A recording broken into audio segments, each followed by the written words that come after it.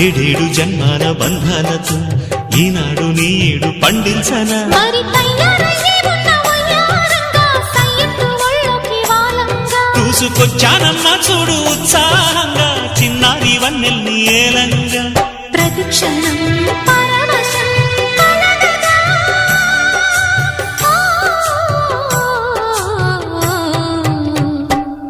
మనసా పలకవే మధుమాసపు కోయిలవై చెలిమే తెలుపవే చిగురాశల గీతికవై